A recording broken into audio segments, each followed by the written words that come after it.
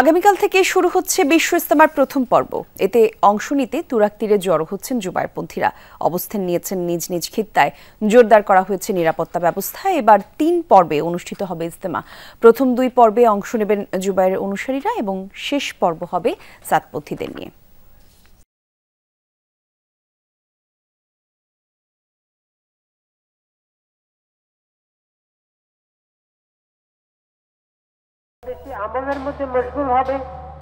টঙ্গীর তুরাগ পার বিশ্ব ইজতেমার প্রথম পর্বে অংশ নিতে জড়ো হতে শুরু করেছেন মুসল্লিরা। কেউ বাসে, কেউ বা ট্রাক পিকআপে চড়ে আসছেন। অনেকে ট্রেন কিংবা নিজেদের মতো করে ভিড় জমাচ্ছেন ইজতেমা ময়দানে। অবস্থান নিচ্ছেন নিজ নিজ খিত্তায়। অংশ নিচ্ছেন ৪১ জেলার তাবলিগের সাথীরা।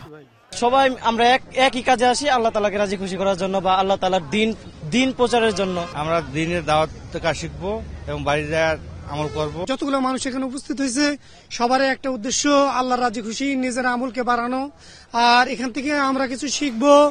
শুক্রবার ফজরের নামাজের পর শুরু হবে আনুষ্ঠানিকতা। তার আগে ইবাদত বন্দেগীতে সময় কাটাচ্ছেন মুসল্লিরা, নিচ্ছেন দিনের পথের শিক্ষা।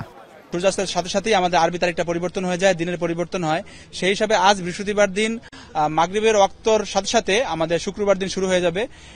তো শুক্রবার দিনই আমাদের ইজতেমার আনুষ্ঠানিকতা শুরু হচ্ছে মূলত, যেটা আজ বাদ মাগরিব ভারতের মাওলানা ইব্রাহিম দেওলা সাহেবের আমবয়ানের মধ্য দিয়ে শুরু হবে। এবারের ইজতেমা মাওলানা জুবায়েরপন্থীদের অধীনে ২ ধাপে অনুষ্ঠিত হবে।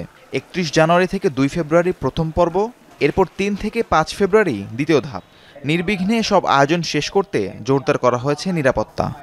আমরা ওয়াচ টাওয়ারের মাধ্যমে নিরাপত্তা ব্যবস্থা নিয়েছি, আমরা ফুড পেট্রোলের মাধ্যমে নিরাপত্তা ব্যবস্থা নিয়েছি, আমরা পিকেটিংয়ের মাধ্যমে নিরাপত্তা ব্যবস্থা নিয়েছি, আমরা সিসি ক্যামেরা সারাক্ষণই আমরা মনিটর করছি। আগামী ১৪ থেকে ১৬ ফেব্রুয়ারি বিশ্ব ইজতেমায় অংশ নেবেন মাওলানা সাতপন্থীদের অনুসারীরা। রাহিম সারোয়ার, যমুনা নিউজ। ইজতেমার ময়দানে আছেন সহকর্মী পলাশ প্রধান। সকাল থেকেই তিনি আমাদেরকে নানা রকম তথ্য দিয়ে সহযোগিতা করছেন। আরও একবার যাচ্ছি তার কাছে। পলাশ, মুসল্লিরা জড়ো হতে শুরু করেছেন, আমরা যেমনটি দেখছিলাম আমাদের প্রতিবেদনে। জানাবেন সেখানকার অবস্থা, একই সাথে সার্বিক প্রস্তুতি, নিরাপত্তা ব্যবস্থা কেমন দেখছেন জানাবেন।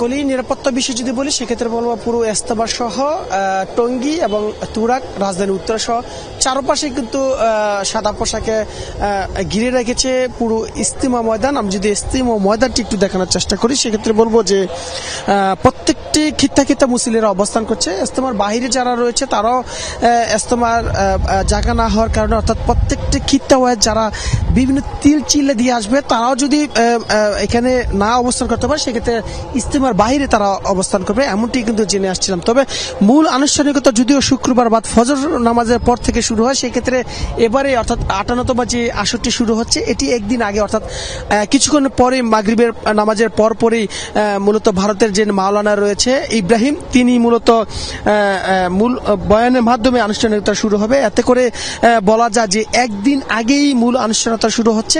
কিছুক্ষণ পরে আসলে হেদায়েতি বয়ান হবে, হেদায়েতি বয়ানের মাধ্যমে মূল আনুষ্ঠানিকতা শুরু হবে।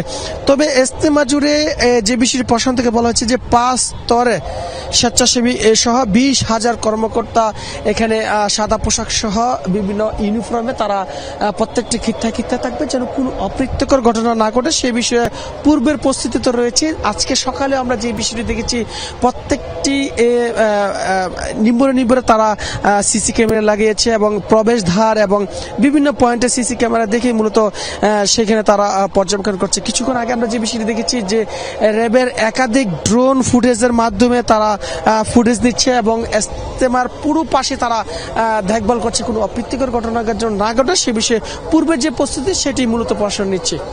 জি, ধন্যবাদ আপনাকে পলাশ।